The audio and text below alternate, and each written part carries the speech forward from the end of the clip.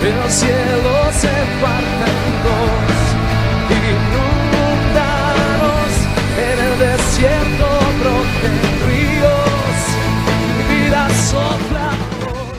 Buenos días, el devocional de hoy es una continuación de la oración del Padre Nuestro que hemos visto en las anteriores o en los anteriores devocionales.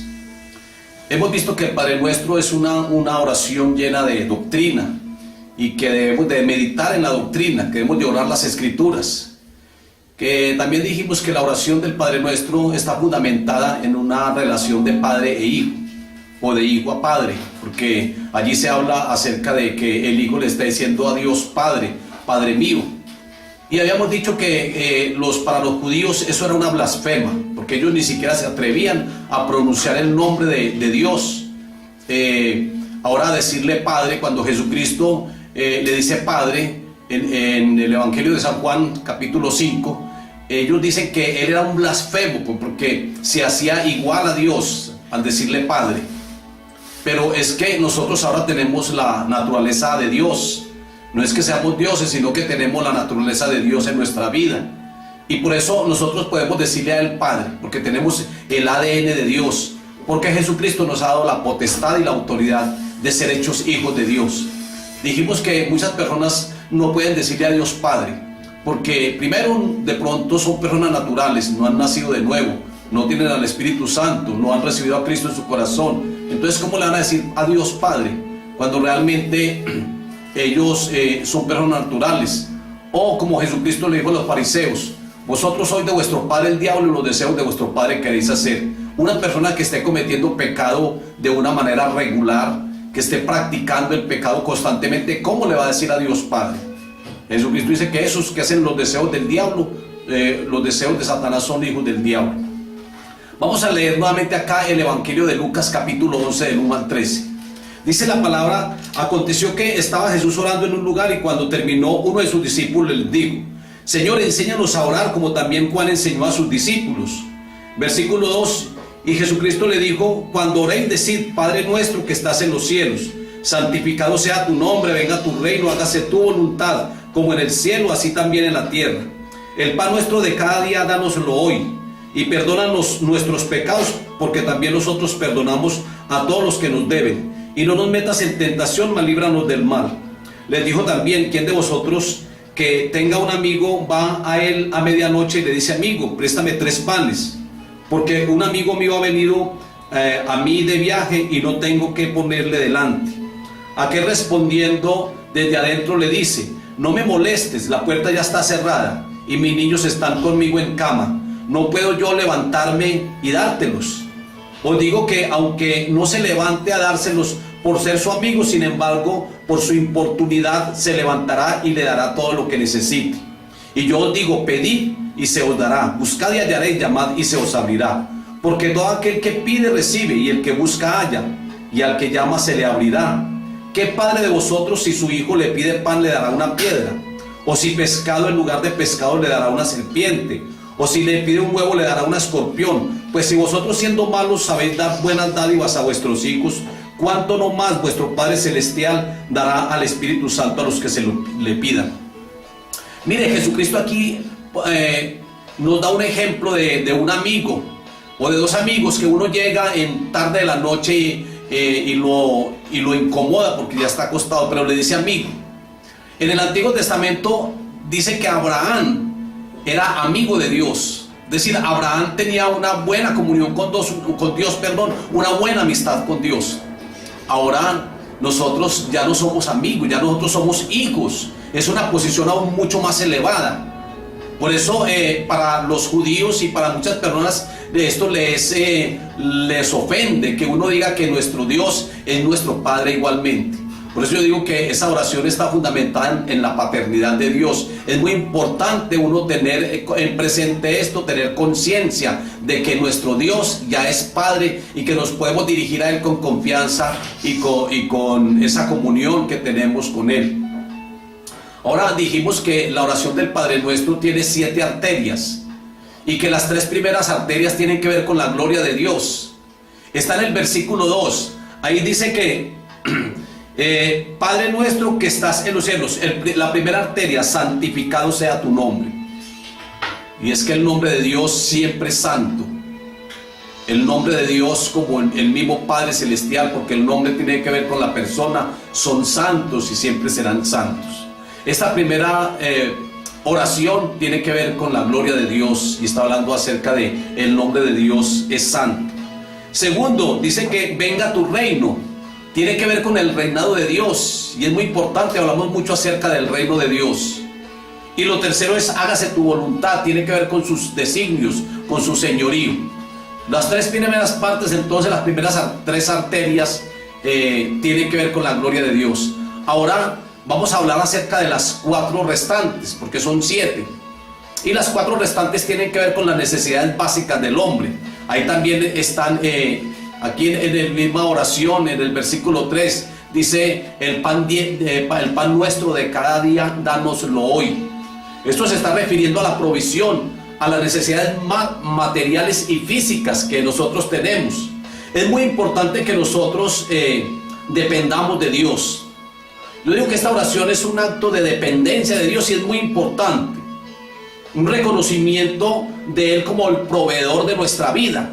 Hay que reconocerlo a Él como el que nos provee. Hay que reconocerlo a Él como el que nos da los alimentos diarios. Hay que saber depender de Él. Cuando el hombre depende de Dios, lo está colocando a Él en una posición muy importante, como Él la tiene, pero hay muchos que de pronto no le dan esa posición. Pero está diciendo que toda la creación necesita de Dios, que Dios es el que provee, que Dios es el que nos da la provisión, que Dios es el que nos da los alimentos, que el Señor es el que es nuestro sustentador. Es Dios nuestro sustentador. Esto hay que reconocerlo, y hay que reconocer que Dios tiene interés no solamente en nuestra área espiritual, sino también en nuestra área material. Dios también tiene interés en las cosas materiales de nosotros. Dios tiene interés en la parte económica del ser humano. Dios está enterado de todo, Él está al tanto de todo. No es que uno de pronto esté pasando por una necesidad y Dios lo ignore. Dios se da cuenta de todo, Él sabe todo. Y como le digo, no solamente Él se preocupa por nuestras necesidades espirituales, Él también está al tanto de las necesidades materiales y físicas. Y cuando hablamos de pan, también estamos hablando de la comida, estamos hablando del vestido, estamos hablando del calzado, estamos hablando de la vivienda. Todo esto incluye, todas esas necesidades básicas incluyen el pan diario de cada día, dánoslo hoy. Dios desea que seamos prosperados en todo. Que así como prospera nuestra alma, también seamos prosperados en todo. Hay personas que de pronto critican cuando uno habla acerca de la prosperidad. Y no es que uno esté predicando o esté pensando en teología de prosperidad. Pero la palabra dice que Dios desea que así como prospera nuestra alma, también seamos prosperados en todo. Es decir, está hablando acerca de las bendiciones que el Señor nos da. Es que Dios quiere que nosotros, sus hijos, seamos bendecidos. Dios no quiere que nosotros seamos arruinados o que vivamos mendigando pan. No, dice el Salmo 37, no he visto justo desamparado ni hijo de Dios que mendigue pan. Porque Dios es nuestro proveedor, Dios es el que nos alimenta. Aquí en Mateo 6, Jesucristo hace una comparación. Jesucristo dice que si Dios alimenta a las aves del cielo, las aves que no trabajan, que no recogen en los graneros, y que si el Señor las alimenta, ¿cuánto no más a nosotros? El Señor dice, hombres de poca fe, ¿por qué dudáis? Dios nos alimenta a nosotros. Dios es el que es la fuente de provisión. Ahora, esa bendición para que llegue, mire que allí Jesucristo está diciendo, busque primeramente el reino de Dios y su justicia, y todo viene por añadidura. Este es lo que es el pan, el vestido, porque Él también coloca a los lirios del campo como un ejemplo. Dice que si los lirios, ellos no hilan, ellos no pueden coser un vestido, y Dios los viste de esa manera que ni aun Salomón con toda su gloria pudo vestirse como uno de ellos. Que cuánto más a nosotros nos va a dar un buen vestido.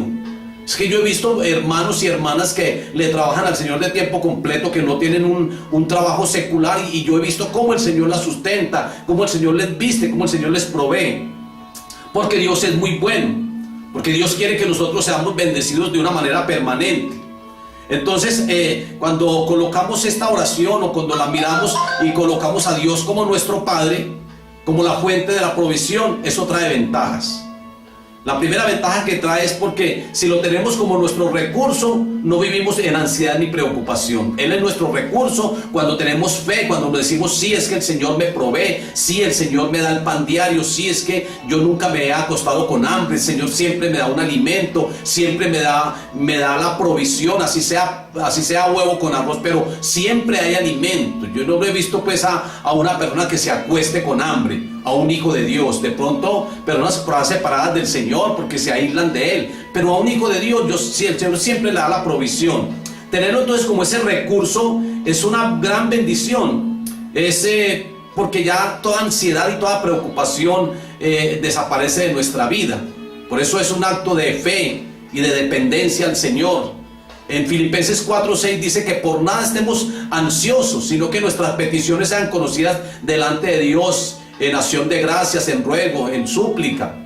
Que por nada estemos ansiosos. Hay personas que viven ansiosas, que dicen que comeremos mañana, y el Señor dice que cada día trae su propio afán. Pero al Señor hay que tenerlo como el recurso, como nuestra provisión, como nuestro sustento, y no preocuparnos tanto o afanarnos. Jesucristo dice, por nada estés afanosos. Jesucristo dice que por qué muchos se afanan, porque que no nos afanemos tanto por las cosas materiales, que nos afanemos y nos preocupemos y busquemos el reino de Dios. Entonces, y la segunda ventaja de tenerlo como la fuente de provisión es que esto quiere decir que si Dios suple nuestro pan, lo hará únicamente por medios apropiados. Dios colocará personas para que nos bendigan y para que nos ayuden en un momento determinado, porque de pronto hay personas que no necesitan esa ayuda, pero de pronto hay otros que sí lo necesitan y el Señor usa los medios determinados y apropiados para eso. Pero hay personas que cuando están así buscan el alimento de una manera ilícita, y eso no debe ser así. Por medio de engaños, por medio de robo, por medio de explotación de ganancias deshonestas. Eso no debe ser así. Dios es el que nos provee, Dios es el que nos sustenta. Entonces siempre hay que tenerlo así como el sustentador. Esa es la primera necesidad básica del ser humano. El pan diario de cada día. Es una necesidad material. Ahora miremos la segunda dentro de las necesidades básicas del hombre. Es perdona nuestros pecados, porque también nosotros perdonamos a todos los que nos ofenden o a todos los que nos deben. Es una petición de perdón. Tiene que ver con las necesidades emocionales y físicas, o psicológicas más bien, las necesidades emocionales y psicológicas acerca del perdón. Recuerde que el perdón recibido del Padre es condicional, es decir, el Padre me perdona si yo perdono, y ahí en el Padre Nuestro nos está enseñando eso, que debemos de perdonar las ofensas que nos han causado, para que Dios también nos perdone a nosotros. Perdona nuestras ofensas, así como también nosotros perdonamos a los que nos ofenden. Entonces hay personas que les gusta mucho recibir el perdón, pero no les gusta perdonar. O hay personas que perdonan de boca, pero no perdonan de todo corazón. Hay que saber perdonar. El ser humano por lo general tiende a eso, a que les guste ser perdonados, pero no perdonar.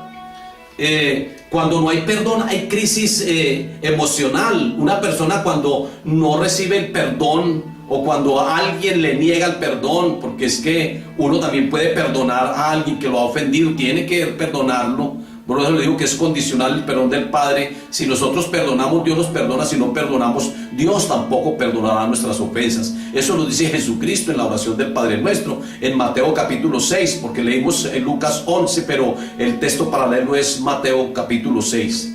Dice que si no perdonamos a los hombres las ofensas, tampoco nuestro Padre perdonará nuestras ofensas. Entonces, por eso digo que eso es una necesidad emocional y psicológica del ser humano. Porque si no hay perdón, hay crisis emocional. Cuando ofendemos a un ser querido y este no nos perdona, hay amargura y falta de reconciliación. Hay amargura. Una persona que no sea perdonada y que haya hecho una ofensa y que esa persona ame a la otra, puede ser cónyuge, puede ser hijo, puede ser una amistad, puede ser un hermano en la iglesia. Si alguien le hace una ofensa y el otro no perdona, eso produce amargura, porque uno siempre está queriendo que le perdonen. Por eso hay que perdonar. Por eso debemos de de liberar, porque es que yo pienso que el perdón también es una liberación, es liberar a una persona de una culpa, de una falta. Hay que liberar a la persona, porque la persona de pronto está en prisión, el alma está encarcelada. Mateo 18, 23 al 35 habla acerca de los dos deudores, de uno que va y le dice al Señor: Señor, perdóname, y le debía mucho, y el Señor, movido a misericordia, le perdona. Pero después llega su consiervo y le dice, y a este que recibió el perdón de su señor, va y lo está ahorcando y le dice: págame lo que tienes, y lo manda a la cárcel. Cuando le cuentan esto al Señor, el Señor lo manda para que lo lleven los verdugos y también lo encarcelen, porque dice: siervo infiel, siervo, no tienes misericordia, te perdoné tanto, todo lo que me debías, y tú no fuiste capaz de perdonar a tu consiervo. Es como meter uno a las personas en cárceles de culpabilidad cuando no se perdona. Por eso es muy importante el perdón. Tener deudas o tener pecados pendientes o faltas pendientes, hay que pedir perdón y perdonar para estar en paz. El perdón trae paz al corazón de uno. El perdón trae paz al alma del ser humano. Entonces el perdón de Dios de esta manera es condicional como su misericordia. Nosotros alcanzamos misericordia de parte de Dios si nosotros somos misericordiosos. Eso es uno de los bienaventuranzas. Dice que bienaventurado el misericordioso, porque alcanzará misericordia. Pero si una persona no tiene misericordia de otra, ¿cómo va a recibir misericordia de Dios? Así igualmente es el perdón. Si nosotros no perdonamos, ¿por qué estamos esperando que Dios nos perdone? Así que si hermano o hermana o amigo o el que esté ahí conectado conmigo en este Facebook, si de pronto tú has recibido una falta y tienes de pronto una herida, un resentimiento, es hora de que perdone. Y tome usted la iniciativa. No espere que el otro venga a pedirte perdón. Usted vaya y diga: mire, usted me causó tanto daño, yo me sentí tan mal, me heriste tanto con lo que me hiciste o me dijiste, pero yo te perdono. Yo te perdono y también te pido perdón si en algo yo también te he ofendido. Porque es que uno a veces se cree pues que todo el mundo es el culpable y uno está exento de eso. Hay que decir también que así como yo te pido perdón, yo también, o como yo te perdono, yo también te pido perdón por alguna falta ocasionada, algún pecado. Entonces el perdón es como la solución a todo rechazo. Porque es que una persona, cuando no se le perdona, la persona se sienta rechazada, la persona se sienta aislada, se siente así, de esa manera. Una persona cuando, por ejemplo, en un hogar hay falta de perdón en uno de los cónyuges, el otro está por allá arrinconado, está por allá en crisis de rechazo, se siente rechazado por su propio cónyuge porque no recibió ese perdón y cometió una falta. Entonces eso es lo que ocasiona. El perdón es la solución al pecado. Cuando nosotros perdonamos, el pecado también es cancelado. Cuando nosotros cometemos una falta a Dios y cuando le pedimos perdón y nos arrepentimos, Dios nos perdona. El perdón es una solución al pecado. Sobre uno también pueden cometer pecados. Uno puede cometer pecado contra el prójimo. Uno puede cometer pecado contra el cónyuge. Uno puede cometer un pecado contra el hijo, al dar un mal testimonio, o de pronto por cosas que también le dice que eso le causa un dolor profundo. Uno puede cometer pecado contra el prójimo. El pecado se comete contra Dios y contra el prójimo. También hay pecados contra uno mismo, contra su propio cuerpo. Pero cuando uno comete un pecado hacia el prójimo y uno le perdona, esa es la solución para que se acabe toda esa crisis de rechazo que la otra persona está sintiendo. Entonces el perdón es la solución al pecado. Jesucristo es la solución al pecado. El hecho es no guardar rencores y ser libre y liberar a otros. Porque muchas veces uno todavía guarda esos recuerdos, todavía guarda esas heridas, todavía está acordándose de lo que le hicieron, y la otra persona por allá bien tranquila, ni siquiera se acuerda de eso. Pero cuando uno perdona, uno es libre y está perdonado y está siendo libre también a la otra persona. Entonces la tendencia del ser humano siempre es que o que me perdonen a mí, pero yo no perdonar, y eso es grave. Ahora vamos a mirar este otro aspecto en cuanto al Padre Nuestro, una necesidad básica del ser humano. Es de protección y tiene que ver con las necesidades morales. Dice en el versículo 4, no nos metas en tentación. Es decir, no me dejes caer en tentación. Recuerden que Dios no puede ser tentado, ni Él tienta a nadie. Pero Dios sí permite que llegue la prueba, y Él lo hace con una finalidad: para que nosotros primero obtengamos autoridad sobre el tentador, sobre el enemigo. Y segundo, para el Señor, para que nos demos cuenta realmente cómo estamos. Es que hay personas que a veces se sienten tan seguras, se sienten como muy espirituales, y la palabra de Dios dice, mire que no caiga. Entonces esto es una protección contra las necesidades morales. No nos metas en tentación, es decir, líbrame de caer en tentación. No nos dejes entrar en tentación. No permita que sucumbe ante la tentación. Es lo que hay que pedirle al Señor. Hay que orar. Dice Jesucristo que hay que orar y hay que vigilar para no caer en pecado, para no caer en tentación, porque a la verdad el espíritu está dispuesto, pero la carne es débil. Entonces hay que pedirle al Señor que nos ayude para no sucumbir ante la tentación, ante los dardos del enemigo, y que en esas pruebas y en esas tentaciones siempre nosotros salgamos victoriosos, porque nadie está exento de la tentación. La tentación siempre llega. Jesucristo fue tentado en todo, pero sin pecado. Jesucristo también fue tentado, pero Jesucristo siempre superó la tentación y Él no sucumbió ante ella. Él también le pedía al Padre que lo fortaleciera siempre, aunque Jesucristo era Dios, pero también tenía esa área humana, porque Él era 100% Dios y 100% humano. Pero dice en Hebreos que Jesucristo en su humanidad, cuando estuvo acá en la tierra, Él también le oraba a aquel que lo podía librar de la muerte. Eso lo dice en Hebreos, para que lo mires, y ahí está hablando de que Jesucristo fue tentado en todo. Pero el Padre es el que nos ayuda para nosotros no caer en tentación. Jesucristo es el que nos fortalece, porque Él ya pasó por todo eso y siempre estuvo venciendo al tentador. Y esa es la finalidad de la tentación. La finalidad de la tentación es que nosotros nos demos cuenta realmente cómo estamos, y también para que nosotros obtengamos autoridad. Recuerden que la autoridad se recibe por autoridad delegada de parte del Señor, que nos dio todo poder y toda autoridad, y también por autoridad adquirida, porque nosotros adquirimos autoridad cuando nosotros vencemos al tentador. Cuando lo vencemos lo estamos derrotando, y entonces ahí estamos obteniendo victoria y vamos obteniendo más autoridad. Entonces es muy importante en ese sentido la tentación. Pero la oración es: no permita, Señor, que yo caiga en tentación, que yo entre en tentación. Es un ruego, es una necesidad moral de la persona. Esta oración es un ruego al Padre para que nos conduzca de tal modo que no se nos presente ocasión de pecado, aunque el pecado en la ocasión siempre está llegando por intermedio de personas que a lo mejor se convierten en piedra de tropiezo. Hay piedra de tropiezo en todas partes. Hay piedra de tropiezo afuera, en el mundo secular, en el mundo. Hay piedra de tropiezo dentro de la iglesia. Hay personas que se convierten en piedra de tropiezo para otro, pero el Señor dice: ay de aquellos por quien viene el tropiezo. Pero es necesario que el tropiezo venga, dice el Señor.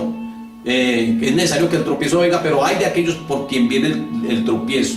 Entonces no ser piedra de tropiezo, y pedirle al Señor que no se presenten esas ocasiones donde uno queda como desprotegido, porque de pronto la tentación es muy fuerte y el diablo sabe por qué área atacar a la persona, cuál es el área débil. Hay que decir: Señor, fortaléceme en esa área, Señor, para que el enemigo no gane terreno y para que yo no sucumbe ante ese pecado, ante esa tentación. Hay que pedirle al Señor que nos dé mucho dominio propio. Esa es lo que uno le pide: Señor, dame mucha fuerza de voluntad para poder vencer, dame mucho dominio propio.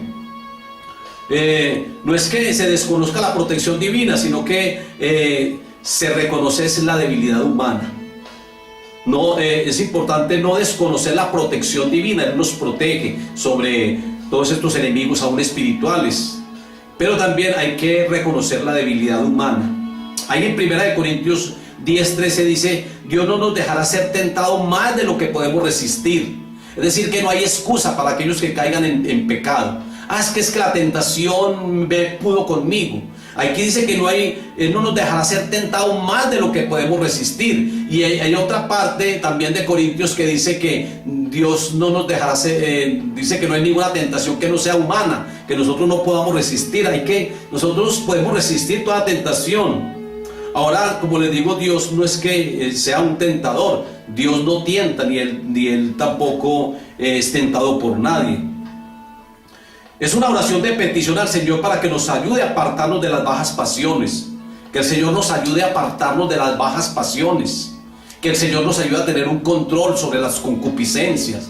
Que el Señor nos ayude a tener un control sobre esta carne que a veces es el enemigo número 1 tal vez, o número 2 del cristiano. Sabemos que el enemigo número 1 es el adversario, el diablo, pero que el enemigo número 2 es la carne, que esa carne trata muchas veces de levantarse y las personas a veces dejan controlar por la carne. Es pedirle al Señor: Señor, toma el control, el dominio de mi vida, ayúdame a tener dominio propio, Señor, y no permita, Señor, que yo sucumbe ante la tentación, ante el pecado.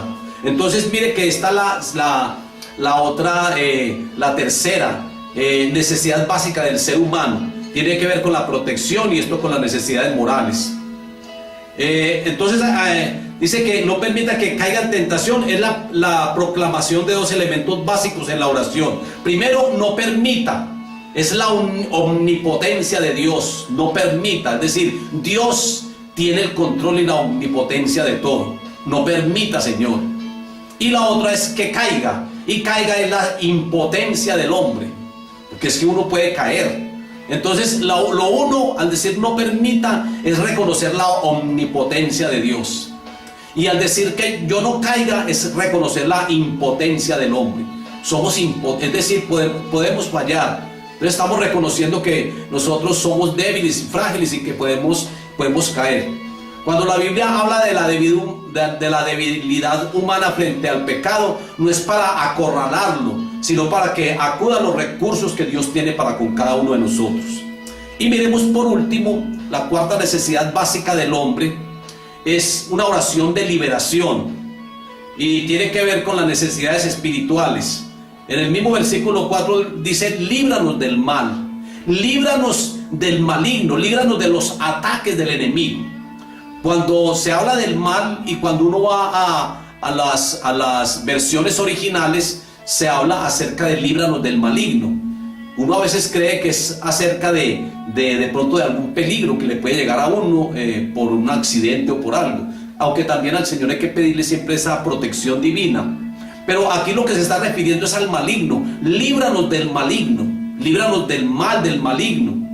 Esto es orar para que la adversidad o el adversario no nos dañe, para que el adversario, que está como león rugiente buscando a quien devorar, no coja ventaja sobre nosotros. Líbranos del maligno, Señor. Líbranos de los brujos, de los hechiceros. Señor, líbrame de aquellos que hacen oraciones contrarias para que mi ministerio decaiga. Ayúdame, Señor, para que nada, Señor, afecte mi vida. Líbrame. Y esto es una oración de guerra espiritual, porque en la oración del Padre Nuestro también hay 7 pasos que uno puede tomar de allí, y también hay 7 oraciones. Ahora estamos hablando es acerca de las 7 arterias. Habíamos dicho que del corazón salen 7 arterias, que es la que alimenta todo el cuerpo, porque de allí por las arterias sale la sangre. El corazón está bombeando y está lanzando la sangre a todo el cuerpo a través de 7 arterias. Y que la oración del Padre Nuestro también tiene 7 arterias. Ya estamos viendo la última arteria, porque las 4 últimas tienen que ver con las necesidades básicas del hombre.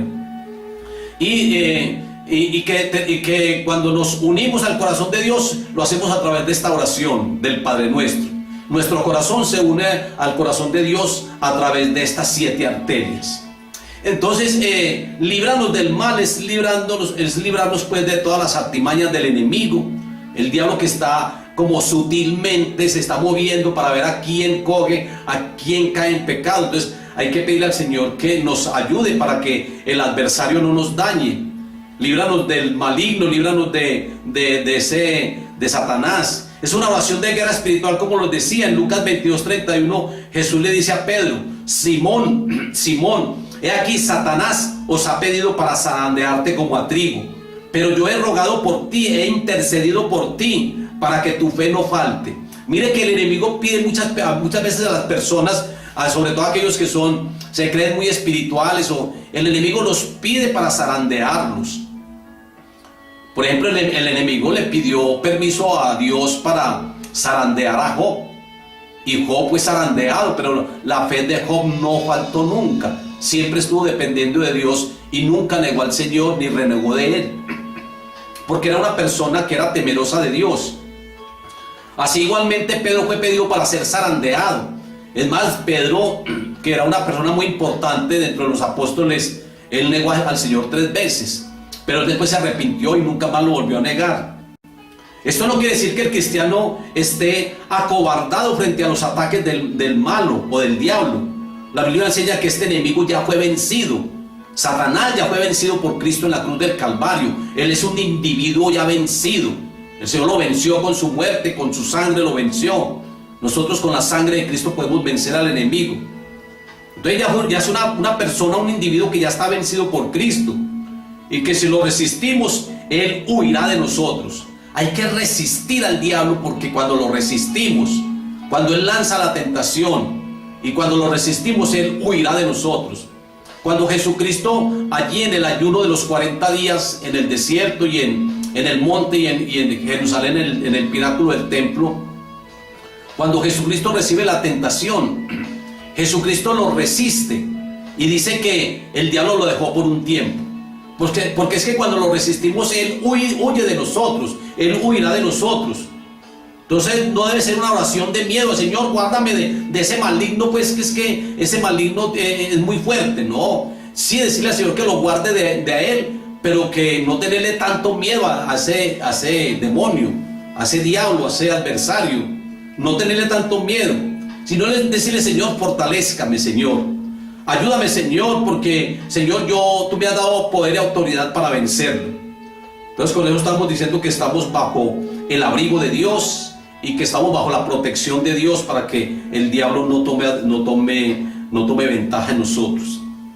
Para concluir, mis hermanos, mis hermanas y todos los que están conectados en el Facebook, cristiano, no cristiano, el Padre Nuestro da a la iglesia una forma de adorar a Dios, de depender de Dios.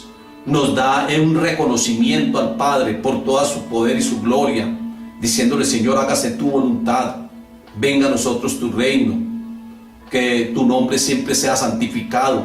Recuerden que debemos de santificar el nombre, no porque no sea santo, sino porque muchas veces las personas ponen el nombre de Dios por el suelo diciendo que son cristianos y empiezan a dar mal testimonio. Eso es no santificar el nombre del Señor. Tenemos que pedirle al Señor, orar esta oración tan importante, decirle: Señor, tú eres mi padrecito, tú eres mi papito, Señor, tú eres lo mejor, oh Dios. Decirle así, hermanos, es un privilegio, que por medio de la oración nosotros podamos conectarnos con Él y expresarle el amor y pedirle perdón por las faltas. Es algo muy especial. Por eso en esta hora yo voy a orar por ti, Padre. Muchas gracias, Señor, por estas personas que están conectadas en el Facebook, Señor. Que tú les bendigas, que tú los llenes con tu presencia, líbralos del mal. Gracias por darnos el pan diario de cada día. Yo sé, Señor, que tú estás dando la provisión. Yo sé, Señor, que tú eres la fuente de toda provisión, Señor, que tú eres Jehová Jireh, nuestro proveedor. Gracias, Señor amado. Gracias por bendecirnos, Señor. Gracias, Señor, porque cuando reconocemos nuestra debilidad, nos fortalecemos en tu poder, Señor. Tú eres omnipotente, Señor. El decir que tú lo harás, Señor, que tú eres poderoso y que tú, Señor, no quieres ver a tus hijos, Señor, que mendiguen pan, es algo que nos trae confianza, que nos trae, Señor, bendición. Tú quieres, Señor, que nosotros seamos bendecidos en todo, que prosperemos en todo como prospera nuestra alma. Muchas gracias, Dios soberano y Dios bueno. Para ti sea siempre la gloria y la honra, Señor, y que todas estas personas reciban ahora esa bendición y puedan orar, Señor, como tú nos lo enseñaste a través de esta oración tan especial, en el nombre de Jesús. Amén. El cielo se parte.